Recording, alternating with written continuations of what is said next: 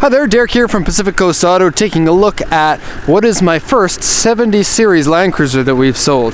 And this is really exciting for me because the 70 Series is by far my favorite Landcruiser, and this one is the exact way that I would want mine to be. It is lifted up on some larger tires, but not overly lifted or on overly large tires, so it doesn't compromise too much of your ride quality and drivability. Now it's a 4.2 liter inline 6 diesel. Engine seems to be in great condition, although the oil seems to be a little bit low and probably in need of a change because diesel oil is always black and hard to tell the quality of it. I'm going to lower the hood here, but because of the ride height, I have to put the camera down, so bear with me for a sec here.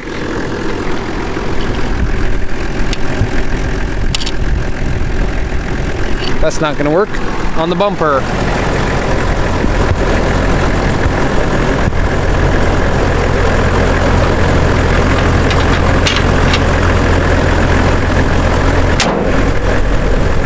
Okay, so this is a 1993 model with 196,000 kilometers on it. And the nice thing about the Landcruisers is they usually hold their mileage well, and so it doesn't look like a typical car with almost 200,000 kilometers. It does have some wear and tear here and there, but in general, I think this is a very good vehicle. I believe the front grille is an aftermarket piece. It's got aftermarket bumpers, front and rear. Of course, it's four-wheel drive, solid axles front and rear, and leaf-sprung suspension. And so giving it a raise in suspension is rather easy. The leafs are still underneath the axle, and it looks like shackles have been changed over to an aftermarket set, as well as shock absorbers.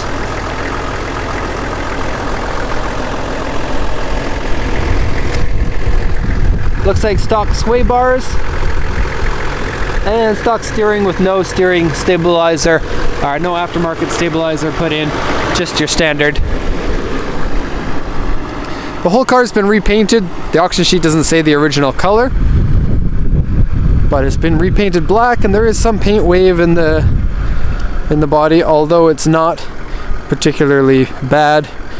It looks pretty decent to me. Tires are in good shape and they're compliant for Canada.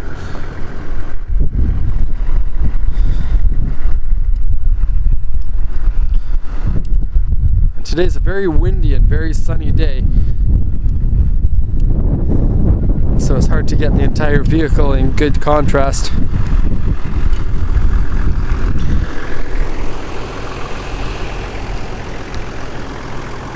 Aftermarket wheels on it, and no manual locking hubs.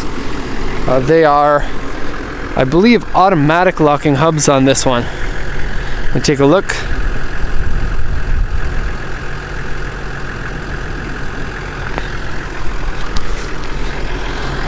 Yeah, power locking hubs. So I guess that they have a switch inside and they're electronic, and so they are a manual, not automatic, but electronic.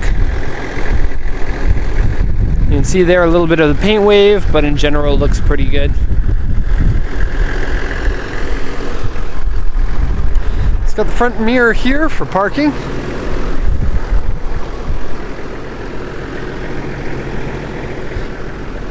And standard mirrors here, no fender mirrors, which was an option for the 70s, I guess depending on the year. And it's got these plastic pieces. I believe that those are standard.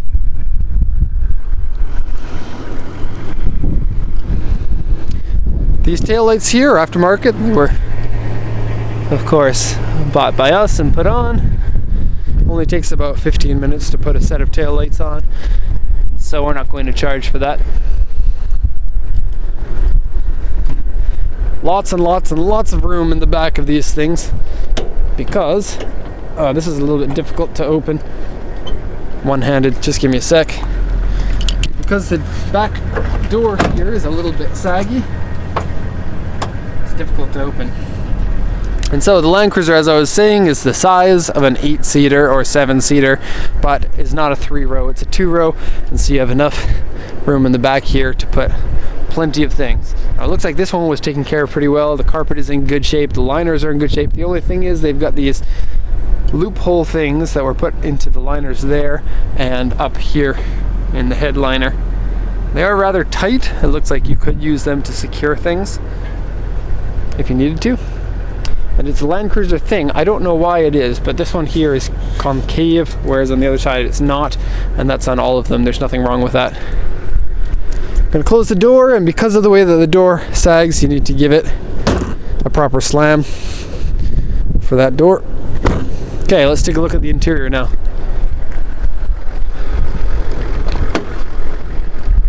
Okay, most of the interior liners are in fair to good shape. The driver's seat has a large rip on it, but the nice thing about Toyota seats is that Toyota used the same design seats for years and years and years, and so it's easy to get a set of seats to replace them with. Now, these seats have height adjustment with a kind of a scissor crane type attachment there, and then this is really neat. Move this for the different amount of spring that you get in the seat depending on your weight, and so that's cool. It's also got lumbar support here, which is electronic, otherwise mechanical adjustments for everything else.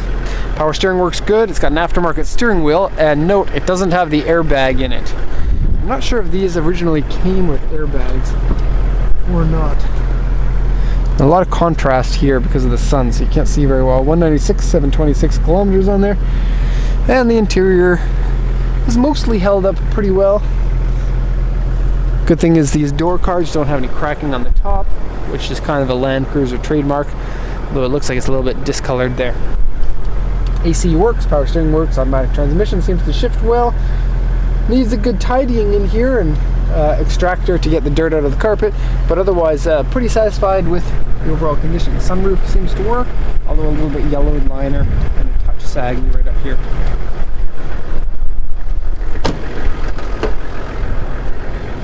Back seats are in great shape. Now you can fold the seats full up to here to give you a ton of flat area. There are no floor mats in here, and you get your own cool and warm adjustments for the rear here.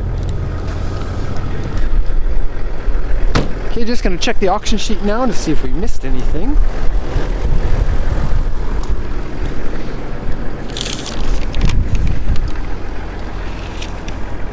Seat dirty, seat ripped. I think that says large seat rip. Door liner has a rip in it. Really? Door liner rip. Ah, Kate did not see that one. I think it's fine on the other side. I'm going to do this inside because it's not as windy in here. Some dirtiness on the seat there. Dashboard has glue marks and console has glue marks. Headliner dirty. Carpet stained medium. Really not that bad.